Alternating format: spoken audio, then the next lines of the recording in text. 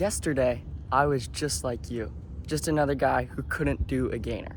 But today, I'm going to teach you the 5 tips that helped me land my first gainer just a few days ago. All right, tip number 1. You might know that there's 2 ways to do a gainer. You can either take a couple steps and jump off 1 foot, or you can stay standing on the edge and jump with 2 feet.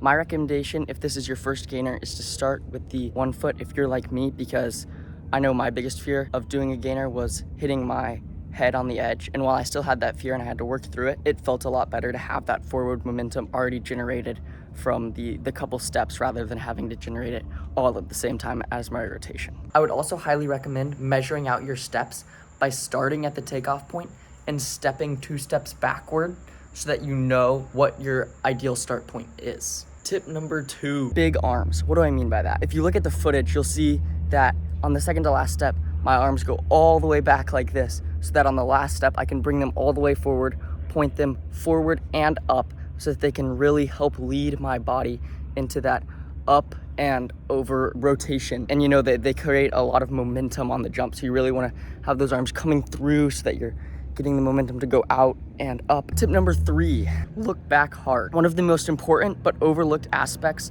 of the gainer is the head. So you wanna make sure that you're really looking back hard. You'll see in the footage that, you know, as I'm starting my takeoff, my neck's already all the way craned back, like I'm trying to look behind me, and that's what you wanna be doing. You wanna really be thinking about looking back, because that's really what's gonna help to start generate the momentum with your arms for that rotation. Tip number 4, your legs. So my cousin always taught people to gainer by saying, kick a soccer ball with your leg. That just didn't really work in my head, that image. So what I really focused on was bringing my knee up to my chest, you know, just bringing it up like you're doing high knees or something. And that really helped me a lot more. So use whichever one's most helpful for you, because the legs are really very important, that core contraction, getting the rotation necessary to land the gainer. Tip number 5, give yourself a big 3, 2, 1 countdown and just go send it.